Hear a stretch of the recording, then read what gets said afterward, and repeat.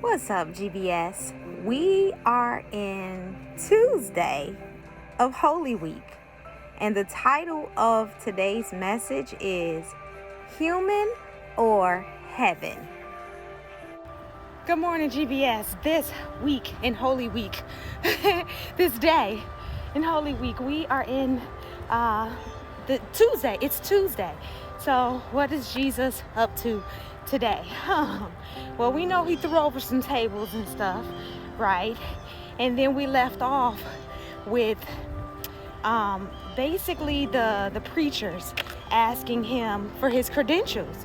We need to see your seminary degree. We need to see that, you've been ordained to be a pastor. How you just gonna come up in our church and take over and start preaching like this? And the way that you do, like, who taught you how to do that? You know what I mean? Where did you learn from? And then this was the biggest question. Was it heaven or human? Was it heaven or human? Now, what I like about this is there's a lot of anybody can be a preacher nowadays, because in America it's a business. Christianity, religion, all of that stuff, it's a business. And if you want to go and be a preacher, then you can just go to school for it and you can get a degree. And if you walk up into some type of place and they say, let me see your credentials, bam, here you go. But that does not mean that God ordained you to do it. And I believe that's why, I don't know the number, I think the preacher said 160,000 or 116,000, something like that, preachers that are out of work right now. Not saying that they weren't ordained, but I believe a lot of them went and they got their credentials and they tried to do the job of telling people about God. And God was like, well, nope, I didn't choose you to do that because you watch Empire. You know what I mean?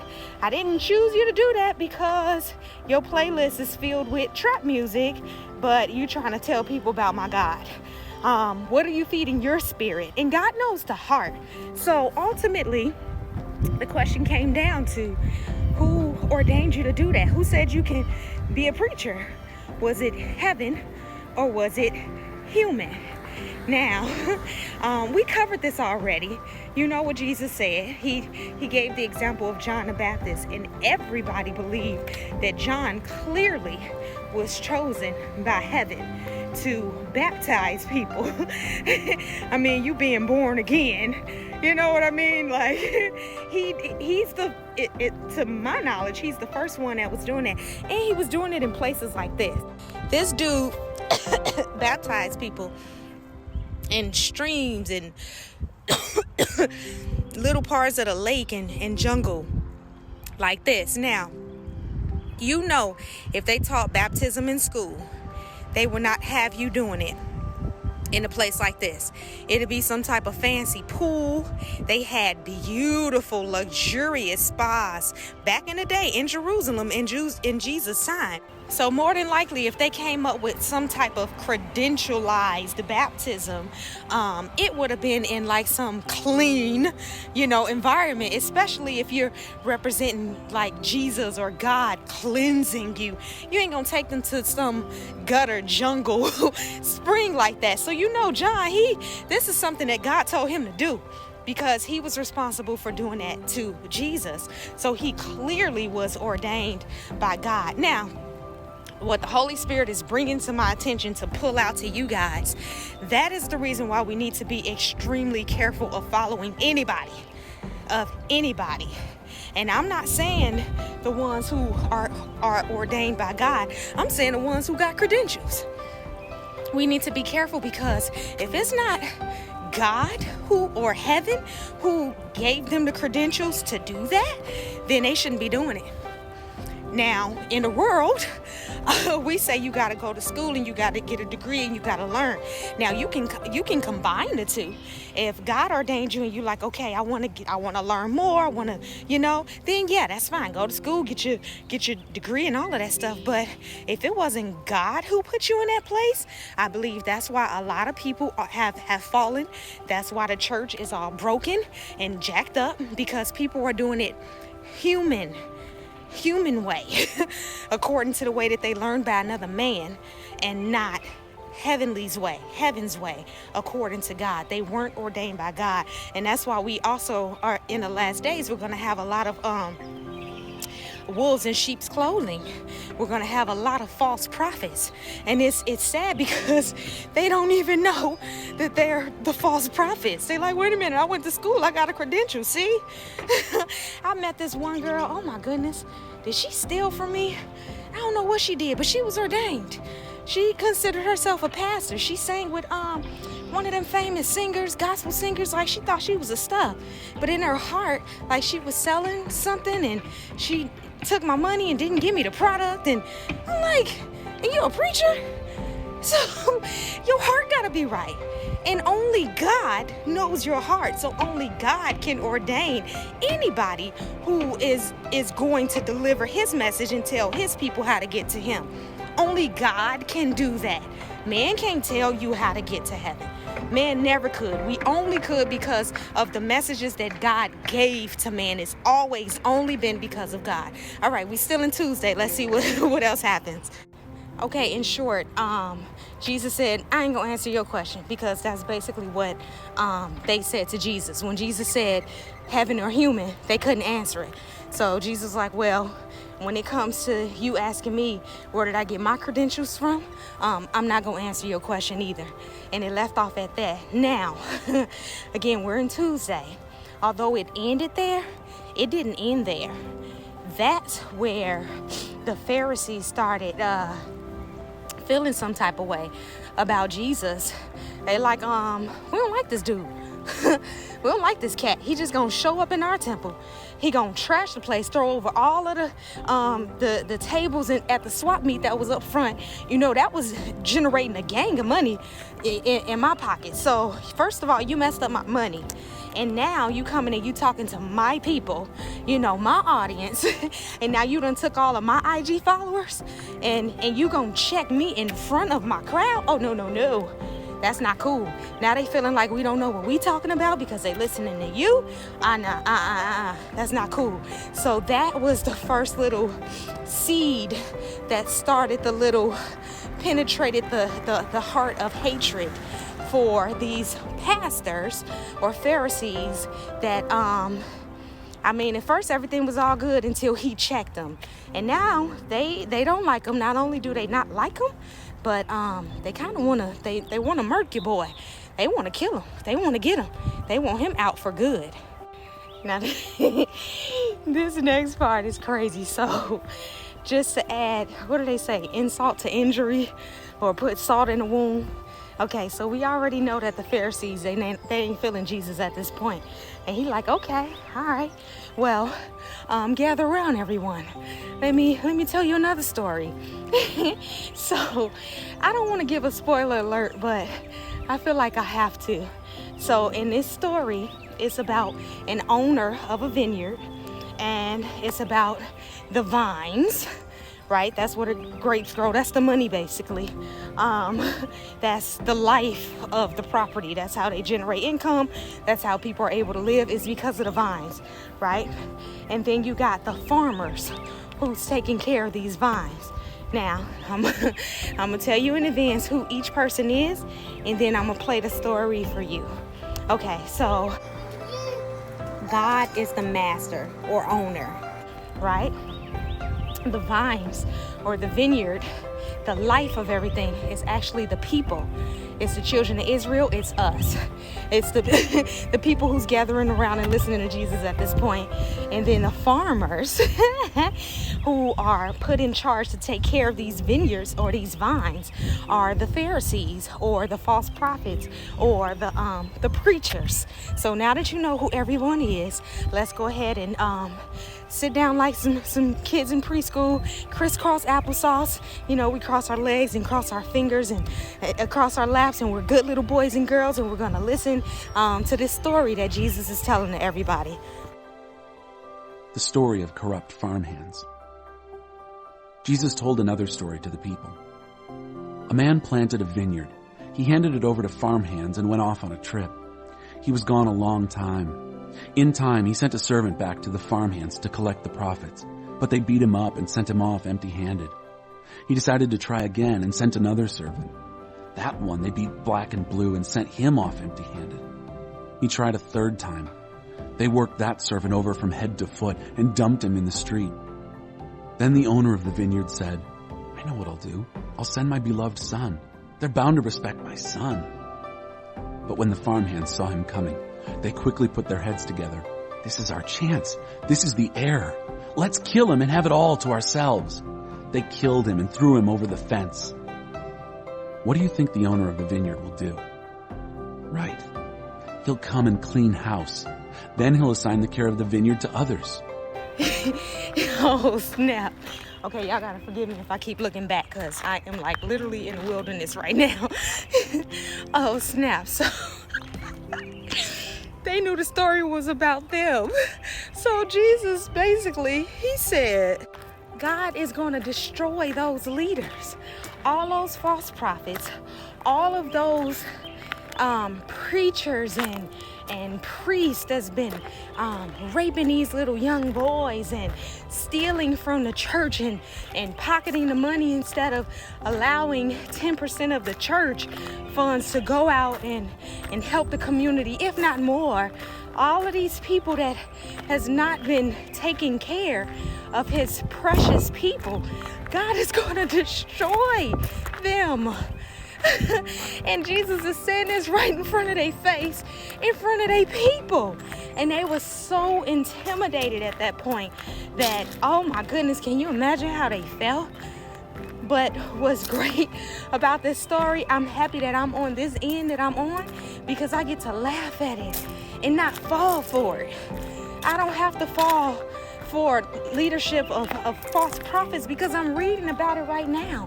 And I know just because you're ordained does not mean that I have to go to your church or pay tithes to you. Especially if you're rolling up, in a car that's better than everybody's in your church and you on your second and your third marriage, Clearly, that credential means nothing when it comes to God's ordination. Clearly. So now they mad. All of this is happening on a Tuesday. So they they're enemies. The Pharisees, they got some enemies. Now, okay, we got the Pharisees and we got the Sadducees, because they were sad, you see. Oh, I want to show y'all something real quick. I'm hiking right now and I came on this, and this is something that gives you direction according to the sun. The way that the sun, where's the sun?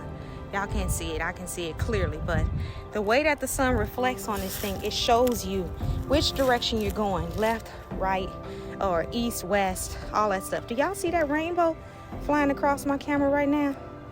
I'm just feeling like a message at this point. When it comes to Pharisees, Sadducees, preachers, and all of that stuff, they're just a tool, right? But if they're not getting their direction from God, then they can become misleading. Now, if they don't clearly understand how this works, then they can mislead you or me. So it's not that they're intentionally doing it. It's just because they were never ordained from God, or not being led from God, but being led from textbook. And textbook don't teach sun's rays shining on an object or penetrating inside of a person's spirit to lead them. And that's what's missing with the false preachers and the prophets today. If they don't have that Father, Son, that Jesus, that connection that's leading them, then they cannot lead us. Back to the message. So the Pharisees are mad. Then they start paying people to just come and try to trip Jesus up. So you got a crowd of people who cannot stand the Roman soldiers, the government. They don't like them, kind of like today. So they like, let's ask him something about taxes. Why we got to pay all of this money out to the, to the government? Now, me personally, before I had kids, I could not stand tax time because they usually took from me.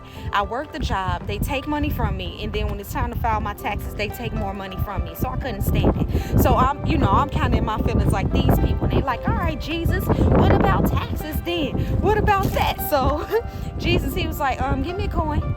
So they pick up a coin. They said, whose face is on? Jesus said, whose face is on that? They said, Caesar. They was like, well, give Caesar's what's his. If he made that money, if he printed it out, if he created this system, and he created it for a reason, although it's corrupt, it's for a reason. It really is supposed to be to help the poor and to help the weak, and I support that system because I'm a God that looks out for the poor and for the weak. So you got to give Caesar what's his. Now, the fact that Caesar takes that money, or the people that's working under him, and they stuff it in their pockets, then that ain't got nothing to do with God. That ain't got nothing to do with Jesus. And that was not the reason that system was originally created.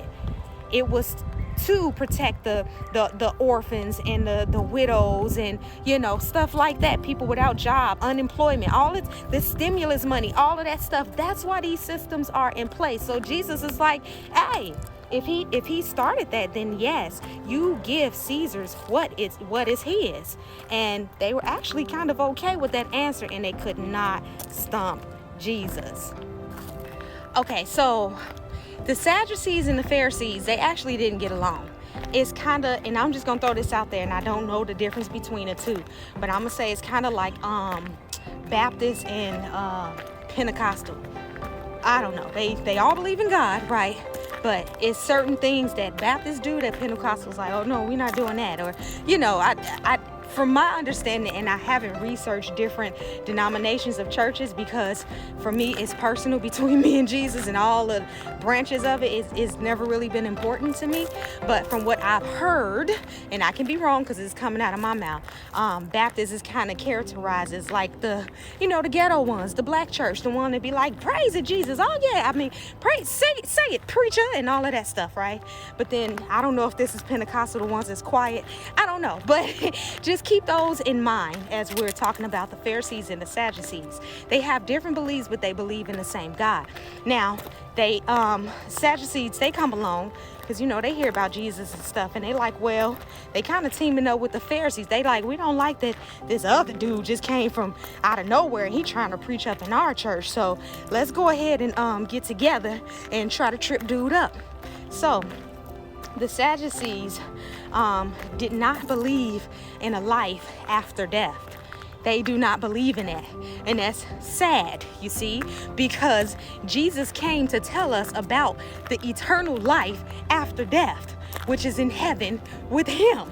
So how on earth could Sadducees ever believe in Jesus if they never believe in a life after death? So they come to trip him up. They ask him this crazy question. Here's the question. Here's the story. All intimacies will be with God. Some Sadducees came up. This is the Jewish party that denies any possibility of resurrection. They asked, "Teacher, Moses wrote us that if a man dies and leaves a wife but no child, his brother is obligated to take the widow to wife and get her with child. Well, there once were 7 brothers. The first took a wife. He died childless. The second married her and died, then the third, and eventually all 7 had their turn, but no child. After all that, the wife died. That wife now, in the resurrection, whose wife is she? All 7 married her." Jesus said, "Marriage is a major preoccupation here, but not there. Those who are included in the resurrection of the dead will no longer be concerned with marriage, nor, of course, with death.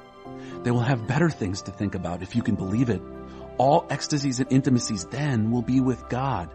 Even Moses exclaimed about resurrection at the burning bush, saying, 'God, God of Abraham, God of Isaac, God of Jacob.'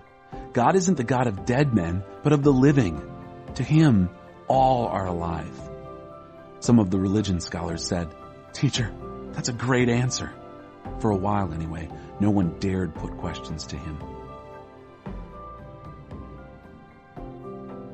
To him, all are alive. To God, us right now, as alive as we are, because we're believers, we're just as alive when we're in heaven, and there's no difference to God. To him, everybody is alive who believes in him, and we never die. Even when we transcend and get in that car of death and travel to heaven, we still never die. Do y'all realize how deep that is? Now I know Jesus caught them up, and even they had to agree, like, dang, that's a good answer. We can't even answer that from a textbook. Moses didn't even answer that, because Moses had a lot of manly ways. He had several wives. Jesus and God, they never ordained it to be that way. So even they was doing stuff that was textbook or cultural and not biblical. But to God, everybody's alive and we never die. That is some deep stuff. And did you hear the part when he was saying about the intimacies? Our greatest intimacies here on earth is usually sexual, especially in marriage between a husband and a wife. It don't get any more intimate and sacred than that. And he's saying your greatest intimacies in heaven is with God. You don't even need no husband and no wife to feel that level of intimacy with, or that type of connection. It's far better than any type of connection that you would ever feel with a person on this earth in heaven, because you're with God. So you're gonna feel the best, most satisfying, amazing feeling just being around God, to the point that you ain't thinking about no husband and no wife. You don't need one. You got God. God is your everything. And the crazy thing is, God is your everything right now. He still considers you just as alive today as when you're going to be with him. So if you're lacking something in your spouse, God, the great I am, he says, I am that spouse. He's the father to the fatherless. I am that father, or that parent that walked out on you. I am your protection. I am your guidance, like I showed you with the little map thing. I am. It's the great I am. He is everything. So on today, as we, it just kind of jump into Jesus's life, I believe what we're getting out of today's message is God is. God is. He's our everything. He's our everything. And Jesus is teaching them and us today that we need to know that we're just as alive today as we are on the day that we go to be with him. And if anybody has ever lost a loved one, hearing that type of message, we now know that they're never lost, because they're with him. And we know how to find them, right? We saw how that son connected to that tool. Well, guess what?